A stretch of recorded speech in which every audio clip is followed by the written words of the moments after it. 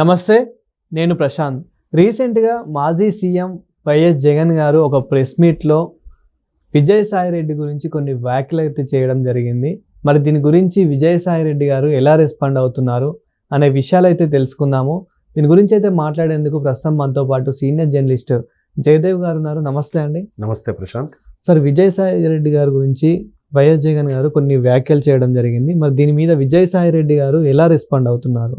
యాక్చువల్గా ఈ అంశం విజయసాయిరెడ్డి గారు రాజీనామా చేసినప్పుడే తెర మీదకి వచ్చింది. అంటే జగన్మోహన్ రెడ్డి గారు ఒక ప్రెస్ మీట్లో ఒక స్టేట్మెంట్ ఇచ్చారు. మాతో ఇన్నేళ్ళుగా ఉన్న వ్యక్తి ఇలాగా మమ్మల్ని విడిచిపోవడానికి ఎటువంటి ప్రలోభాలకి లొంగిపోయారా అన్నట్టుగా ఒక క్వశ్చన్ సంధించాడు ఆయన, జగన్మోహన్ రెడ్డి గారు. దానికి విజయసాయిరెడ్డి గారు ప్రలోభాలకి లొంగే మనిషి కాదు విజయసాయిరెడ్డి, ఇంకా కొన్ని పరిస్థితుల వల్ల ఇలా చేయాల్సి వచ్చింది అన్నట్టుగా చెప్పారు.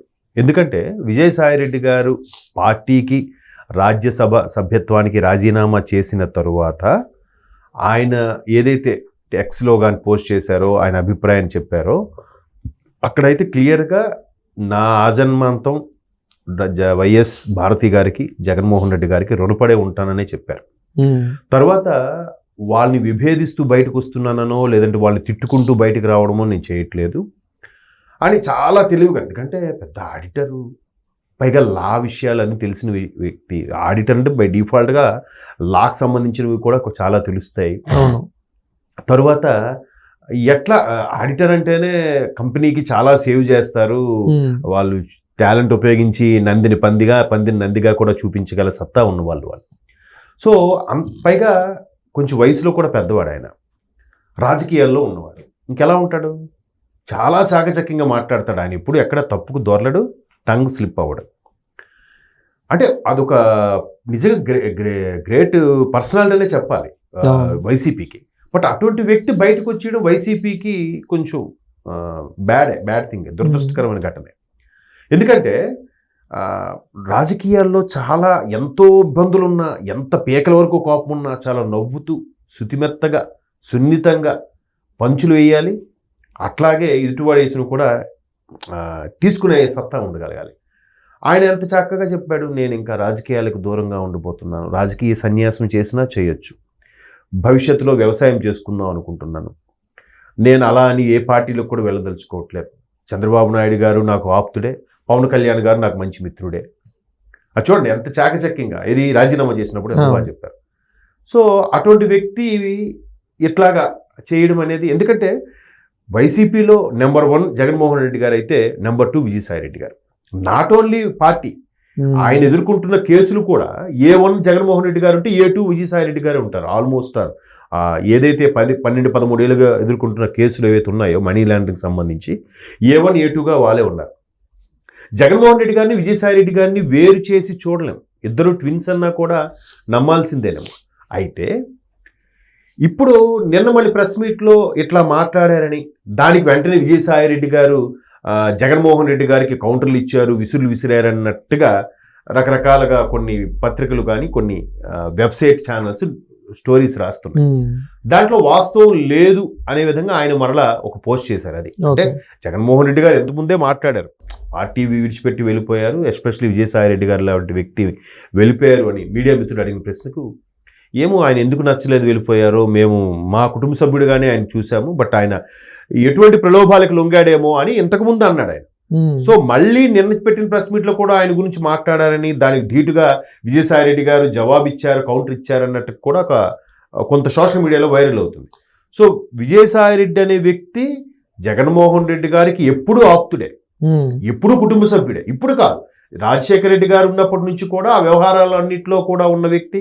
వాళ్ళ కంపెనీ వ్యవహారాలు కానీ వాళ్ళ ఆస్తుల వ్యవహారాలు కానీ చూసుకునే ఆడిటర్ ఈయనే. కాబట్టి అప్పటి నుంచి అంటే సుమారుగా 30 ఏళ్ళు 40 ఏళ్ళ నుంచి ఉన్న అనుబంధం అది. కానీ ఇక్కడ కొంతమంది ఏమంటున్నారు అని అంటే, పూర్తిగా విజయసాయిరెడ్డి వైసీపీలో మారిపోయాడు, ఇంకా వెళ్ళిపోతున్నారు, కూటమి ప్రభుత్వానికి ఫేవర్గా మారిపోయాడు, ఇక్కడ జగన్ గారు ఏవైతే తప్పులు చేశారో ఇతను అవన్నీ నిజాలు బయట పెట్టనున్నారు అని చెప్పేసి ఇలాంటివి వినిపిస్తూ ఉన్నాయి. సో నిజంగానే ఫేవర్గా మారాడా?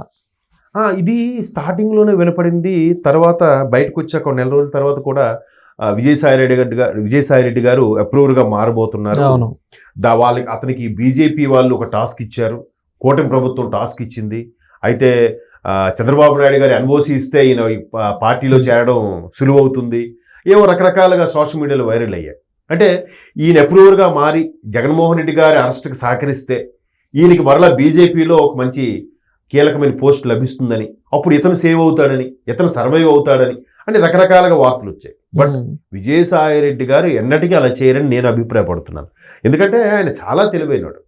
అట్లా బయటకు వచ్చి చాలా చాకచక్యంగా వ్యవహరించి మరలా జగన్మోహన్ రెడ్డి గారిని కాపాడే ప్రయత్నమే చేస్తున్నాడు ఆయన. నాకు అది క్లియర్గా, అంటే నా వరకు అర్థమైంది ఏంటంటే, ఇప్పుడు మొన్న లిక్కర్ స్కామ్లో కూడా చూడండి, రాజకాశి రెడ్డి అనే వ్యక్తి మీద ఎంత చాకచక్యంగా చెప్పారు విజయసాయి రెడ్డి గారు. రాజకాశి రెడ్డి చాలా స్మార్ట్ క్రిమినల్ అన్నట్టుగా చెప్పాడు. ఈ మొత్తం వ్యవహారానికి ఆయన ఇంట్లో హైదరాబాదులో విజయసాయి రెడ్డి గారి ఇంట్లోనే లిక్కర్కి సంబంధించిన డిస్కషన్ జరిగాయట. విజయవాడలో కూడా విజయసాయి రెడ్డి గారి ఇంట్లో లిక్కర్ సంబంధించినవన్నీ జరిగాయంట. అందరివి అన్ని పేర్లు చెప్తున్నారు, కానీ ఆ మొత్తం వ్యవహారంలో మాజీ ముఖ్యమంత్రి పేరు ఎక్కడా ప్రస్తావించట్లేదు. జగన్మోహన్ రెడ్డి గారి గురించి ఎక్కడా తప్పుగా కానీ ప్రస్తావించినట్టు కానీ, మెల్లగా చివరాఖరణ ఆయనకి ఏదో చిన్న సంబంధం ఉంది అన్నట్టు కూడా ఎక్కడా మాట్లాడట్లేదు. మీరు గమనించారో లేదు, చాలా తెలివిగా మాట్లాడుతున్నాడు ఆయన.